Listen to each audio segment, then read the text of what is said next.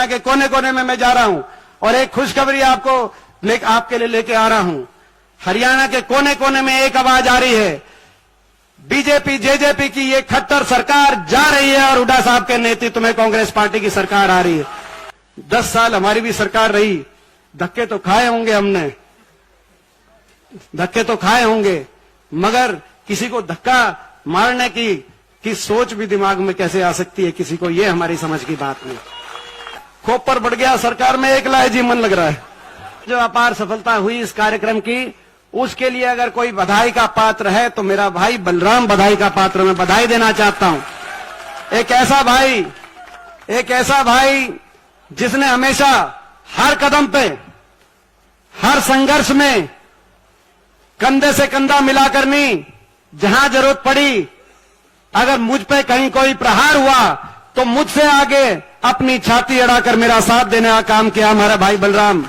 मैं उनको बधाई देना चाहता हूं आज के प्रोग्राम की सफलता के लिए।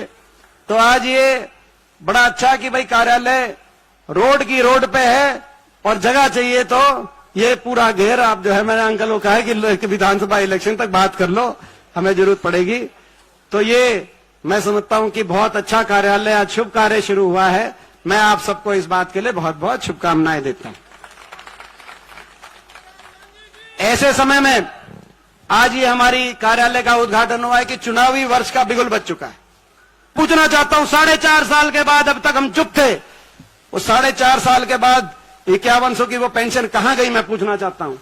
5100 की बुढ़ापा पेंशन पे समझौता नहीं था, हरियाणा को लूटने की छूट पे समझौता था, भ्रष्टाचार करने की छूट पे और भ्रष्टाचार की फाइलों को बंद कराने पे समझौता था। महकमे बांटे गए, एक्साइज का महकमा कौन ले गया, शराब का महकमा किसके पास गया, किस माइनिंग का किसके पास है। महकमे इसलिए नहीं बांटे गए कि महकमों से लोगों की सेवा कैसे करें, महकमे इसलिए बांटे गए कि हरियाणा की जनता को लूटे कैसे, किस महकमे से अपनी कमाई कैसे करें। पूरी लिस्ट तो महकमों की, कौन सा महकमा किसके पास गया, कौन कितना लूट रहा है और कौन कितना जीम रहा है, इसकी लिस्ट तो पूरी हमारे पास भी शायद एक आधी कमी रह जाए। पूरी लिस्ट अगर चाहिए तो साथ लगते हल्के नारनौंद के विधायक दादा गौतम के पास चले जाओ, वो बता देंगे कि वो उन्होंने अब जब ये महकमे बटे तो आगे अगले दिन ही कह दिया था खोप पर बढ़ गया सरकार में एकला है जी मन लग रहा है।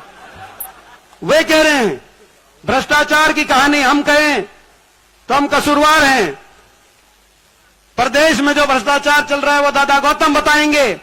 और रोहतक में कौन 300 करोड़, रोहतक में शहर में 300 करोड़ की जो शहर की योजना आई, उस योजना में 300 करोड़ की योजना में घोटाले में कौन डकार मार गया, ये डॉक्टर अरविंद शर्मा बता देंगे। पैरावर में बता गए थे कि कौन मंत्री, कौन पूर्व मंत्री, बता गए थे कि नहीं बता गए।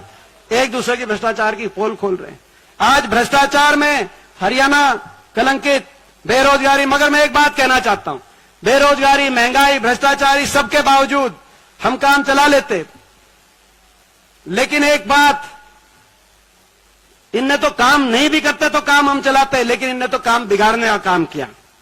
ये एक ऐसी सरकार आई जो अहंकार में चली और घमंड में हर वर्ग को अपमानित करने का काम इस सरकार ने किया। जब ब्रह्म समाज के लोगों ने भगवान परशुराम का फरसा मुख्यमंत्री जी को भेंट करने की कोशिश करी तो मुख्यमंत्री जी ने क्या कहा था, आपको याद होगा, हम उस शब्दों को रिपीट नहीं कर सकते। जब किसान आंदोलन में किसान आया, 1 साल तक किसान देश के इतिहास में काले अक्षरों में लिखा जाएगा। 1 साल तक किसी वर्ग को धरने देने पड़े हो, 1 साल तक 750 किसानों के शव इन धरनों से वापस आए। हर रोज हम किसी गांव में जाते थे, किसी के आंसू पोंछते थे और अगले दिन जाके देश की पार्लियामेंट में जाकर जब गवाही देने की कोशिश करते थे। मेरा सौभाग्य है कि आपके आशीर्वाद से मुझे 3 बार लोकसभा में आपका प्रतिनिधित्व करने का अवसर मिला और अब मैं राज्यसभा में, विधायकों ने मुझे आशीर्वाद देकर राज्यसभा में भेजा है। लगभग 20 साल से देश की सबसे बड़ी पंचायत के सदस्य के रूप में, शायद मेरी उम्र में, इतनी आयु में इतना अवसर देश में किसी को प्राप्त नहीं होगा। मैं अपने आप को सौभाग्यशाली मानता हूं।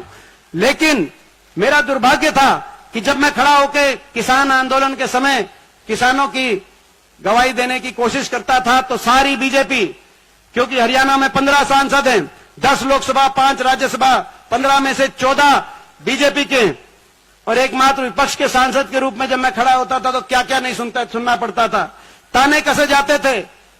मैं कहता था हमारे काका ताऊ बैठे हैं, उनकी किसान की बात मानो, नहीं मानेंगे। किसान को किसान मानो, नहीं मानेंगे। उपद्रवी बताता था कोई। मैं कहता था किसान को इंसान तो मानो, किसान को इस देश का नागरिक तो मानो। धरने पे किसी की अगर तबियत भी खराब हो जाए किसी भी धरने पे, तो शासन प्रशासन में हड़कंप आ जाते हैं। ये भी एक वर्ग है देश में, इनको कम से कम इनकी बात नहीं मानते तो सहानुभूति के 2 शब्द तो कोई कहे तो कहते थे कि नहीं ये तो देशद्रोही हैं। ऐसी बात मैंने संसद के अंदर जब सुनी होगी, मेरे पे क्या बनी होगी। और मैं खड़े होके, मुझे पता मैं इनकी आंखों में रड़कता हूं।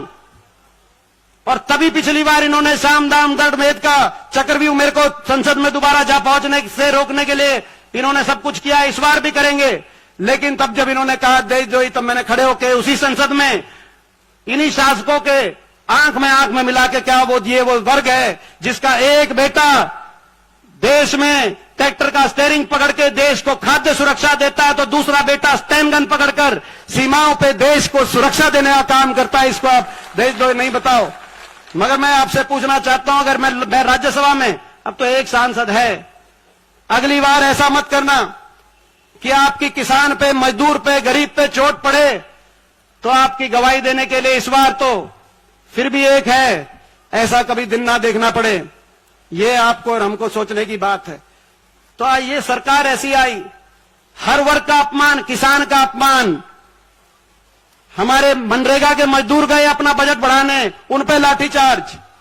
ग्रामीण चौकीदार, सफाई कर्मचारी अपना मानदेय बढ़ाने गए, उन पे लाठीचार्ज। आशा वर्कर, आंगनवाड़ी, वो अपने हकों के लिए गई, उन पे लाठीचार्ज। ओल्ड पेंशन स्कीम के लिए कर्मचारी गए, पंचकुला में लाठीचार्ज। सरपंच गए अपने अधिकारों के लिए, सरपंचों पे लाठीचार्ज। खिलाड़ी गए, खिलाड़ियों पे पुलिस बल का प्रयोग हुआ। यहां तक कि हमारी बहन बेटियां, कौन भूल सकता है दिल्ली के अंदर ओलंपिक विजेता, हमारी बहन बेटियां ओलंपिक विजेता। दुनिया में हर देश अपने ओलंपिक विजेताओं का मान सम्मान करता है, लेकिन यहां हिंदुस्तान में और हिंदुस्तान के दिल्ली में हमारी ओलंपिक विजेता बेटियां केवल एक बात कह रही थी कि हमें न्याय दिलवाओ। जब वो अपना मेडल फेंकने हरिद्वार गई तो किसी एक मुख्यमंत्री जो उनके साथ फोटो खिंचवा रहे हैं, देश के खेल मंत्री जो कह रहे हैं कि एशियाई में इतने मेडल आए, किसी एक मंत्री, मुख्यमंत्री के मुंह से एक शब्द नहीं निकला कि बेटियों तुम अपना मेडल मत फेंको, आपको न्याय मिलेगा, आप धैर्य रखो इस देश में। और अब दिल्ली पुलिस की यह रिपोर्ट आई कि जो आरोपी है, वो आरोपी हरियाणा के कोने कोने में मैं जा रहा हूं और एक खुशखबरी आपके लिए लेके आ रहा हूं। हरियाणा के कोने कोने में एक आवाज आ रही है, बीजेपी जेजेपी की ये खट्टर सरकार जा रही है और हुड्डा साहब के नेतृत्व में कांग्रेस पार्टी की सरकार आ रही है। पिछली बार कसर रह गई थी, 3900 वोट ज्यादा आती, 3900 वोट ज्यादा आती, पिछली बार 3900 वोट ज्यादा आती तो कांग्रेस की 36 सीट थी और बीजेपी की 35 रह जाती। 3900 वोट का फर्क था। जेजेपी ने और बाकी पार्टी ने क्या हुआ क्या नहीं। अब तो मुख्यमंत्री जी का घमंड इतना बढ़ गया, जब मैं बता रहा था, जाते हैं जनसंवाद में और कोई कुछ खड़े करके कोई अपनी बात कहे, उसी को अपमानित करते हैं। अभी एक हमारी महिला खड़ी हुई एक जगह, कहा कि भाई यहां पे फैक्ट्री बनवाना क्योंकि रोजगार नहीं है। बोला इन्हें चंद्रयान पे भेज के चांद में भेजो। सिरसा में एक लेडीज खड़ी हुई कि मेरा छोटा सा बच्चा, 22 साल का बच्चा, विधवा लेडीज थी, नशे से चला गया। बीजेपी का एक आदमी नशा बिकवाने का काम करता है, उसके खिलाफ कार्रवाई करो। बोला सिखा के भेजिए, इसको बाहर करो। एक लड़का खड़ा हुआ, उसको कहा कि भाई ये किसी ये तो किसी और पार्टी से दिखाई देता है, इसकी पिटाई करवाओ। मुख्यमंत्री जी कह रहे पिटाई कराओ। आप सोच सकते हो, कह रहे कि ये जो खड़े हैं, अभी मैं देख रहा था 2-3 दिन पहले की भी आई हुई थी, बोला जो सिक्योरिटी वाले खड़े हैं इनसे धक्के मरवा देंगे। 10 साल हमारी भी सरकार रही, धक्के तो खाए होंगे हमने, धक्के तो खाए होंगे, मगर किसी को धक्का मारने की सोच भी दिमाग में कैसे आ सकती है किसी को, ये हमारी समझ की बात नहीं।